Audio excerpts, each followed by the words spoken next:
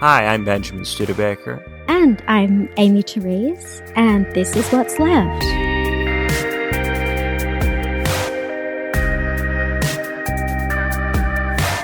So today on What's Left, we're going to be talking about the second presidential debate among the Democrats, and we're going to talk about the media narrative that Elizabeth Warren and Bernie Sanders are on some kind of progressive team, along with some of the internecine fighting between Tulsi Gabbard and Kamala Harris, and anything else that Aimee or I happen to have observed. Aimee, I think that the Warren-Sanders progressive team thing really riled you up, didn't it? How could you tell? Yeah, I mean, as is to be expected, I found that incredibly frustrating simply because it's the type of media narrative I've been attempting to repudiate from essentially the moment that Warren got in the race, and it's the type of media narrative that is playing out in exactly the ways that we predicted. And the reason that it troubles me is simply because it muddies the waters between her and Sanders, and it does so in ways that actually are not beneficial to him, irrespective of how it seemed to appear on the stage in a single debate. And so I think, particularly if you're on the left, your analysis needs to be a hell of a lot deeper and more materially grounded than simply the impressionistic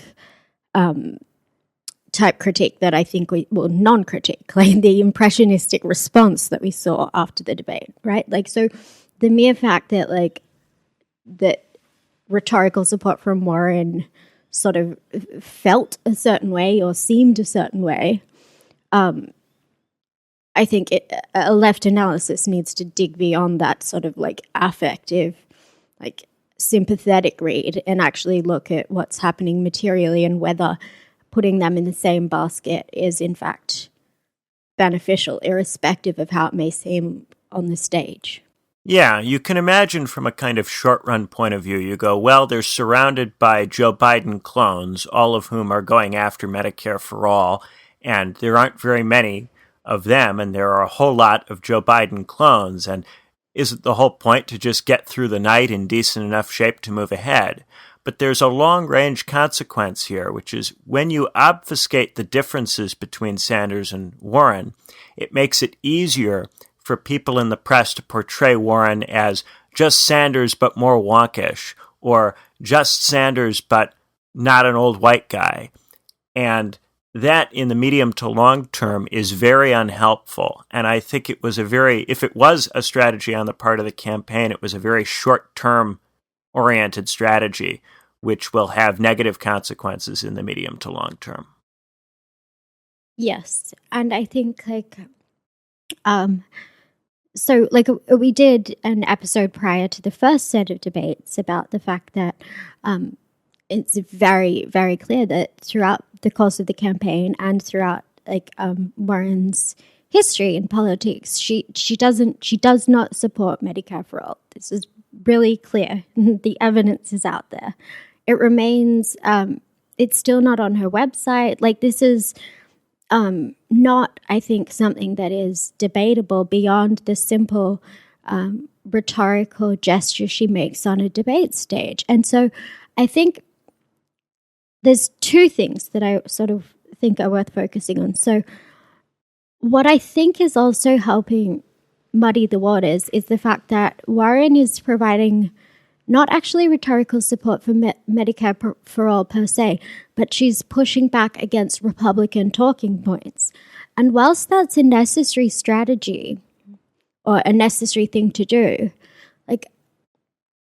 don't confuse pushing back against Republican talking points or centrist neoliberal talking points as actual support for Medicare for all. You can be just pushing back against the circular or broken logic of the conservative arguments against it without actually supporting Medicare for all. Like Obama did that in order to hype Obamacare. You know what I mean? And so I think what people are confusing is like this rejection of Republican talking points against it, which is what she was effectively doing. They're conflating that with support for Medicare for all, but I think that's a really big mistake.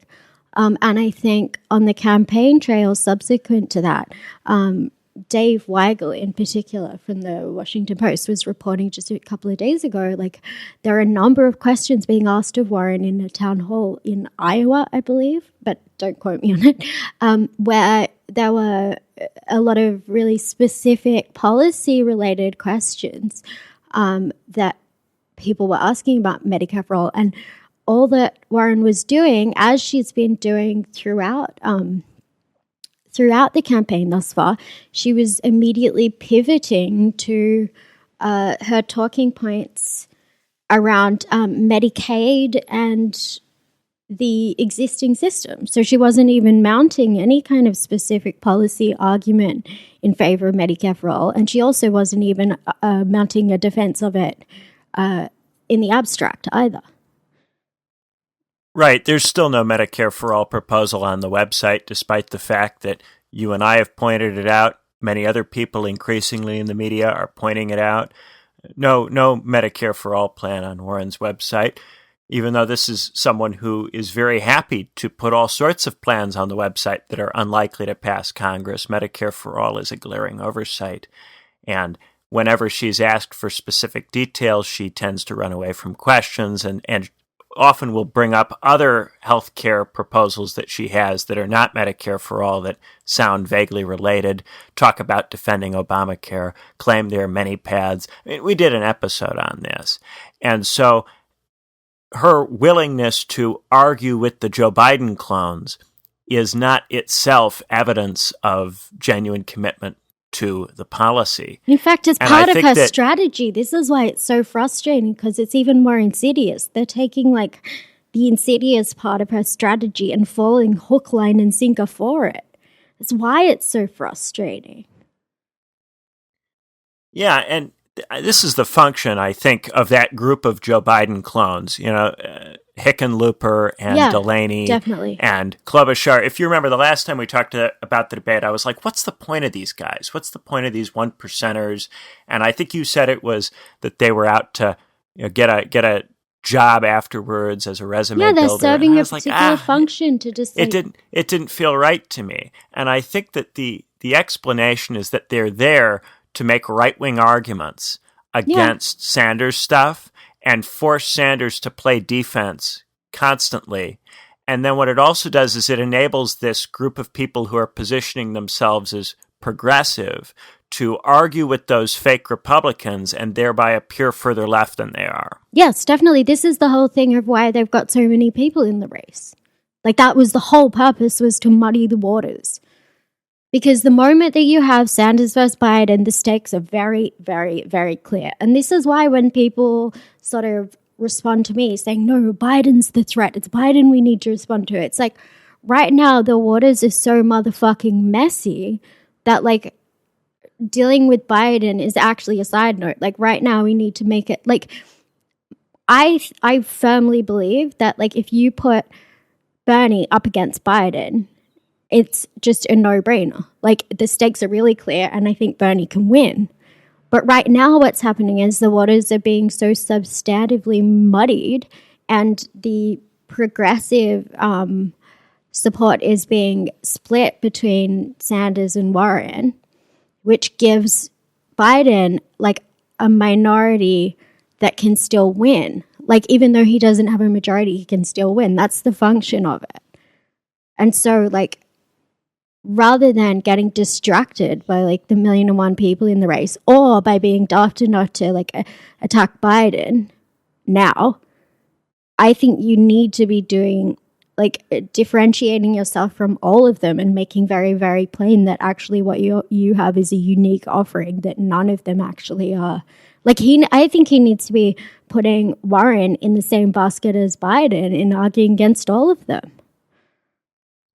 Yeah, and it reminds me very much of what the Republican Party did to its anti-establishment wing in 2012, when the sheer quantity of candidates who are portraying themselves as anti-establishment Republican was enormous, and this enabled the media to just keep propping up various different anti-establishment Republicans and then tearing them down. You know, there was Herman Cain, there was Michelle Bachmann, there was Rick Santorum, there was Newt Gingrich. There was this lengthy parade of these guys. And the whole time, Mitt Romney's floating around at somewhere between 30 and 40%, never posting a percentage that's convincing enough for the media to believe that he owns it, but always posting a percentage that's large enough to compete with whoever the flavor of the month is. And when you're trying to build up delegates over a campaign, being flavor of the month isn't good enough. You need to post consistently competitive results over the length of the race.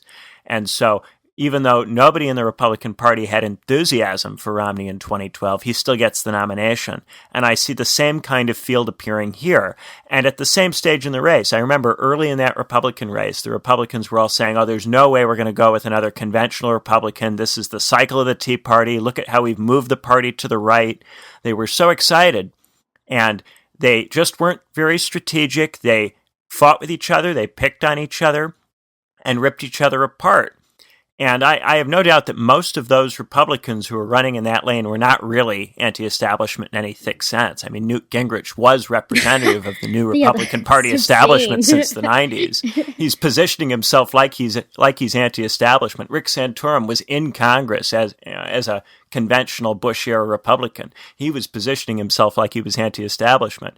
Just like Harris and Warren and these other guys fake out us, there were people in that 2012 Republican race who were faking out the hardcore conservatives. And the result is very likely to be the same if we don't pay much closer attention to what's going on. Yeah, like I think even closer to home in terms of the 2016 Republican campaign, everyone was calling it a clown car because it had so many contenders. And Trump the entire time was staying stable at around that sort of like 30-ish %. And you know, they had the flavor of the month candidates that they would go through. Do you remember even when idiots like Carly Fiorina or Ben Carson had their 15 minutes of fame in terms of sort of flaring up and then dying back down again? I don't think it was that different either.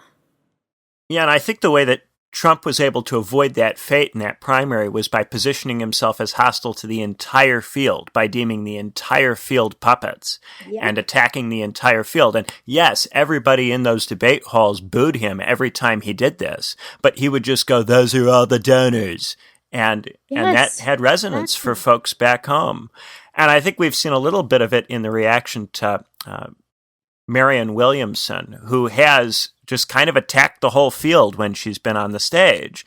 And that has generated a certain level of positive media coverage. I don't think that she has the political experience or chops to build that or shape that into a competitive movement. But that's the kind of energy that Bernie Sanders should be generating and can't generate when he's glad-handing with establishment Democrats that many people just don't trust. Yeah, I think that's exactly right. I think also it's really frustrating to me that like people are running the line that, for example, that like Warren being there is so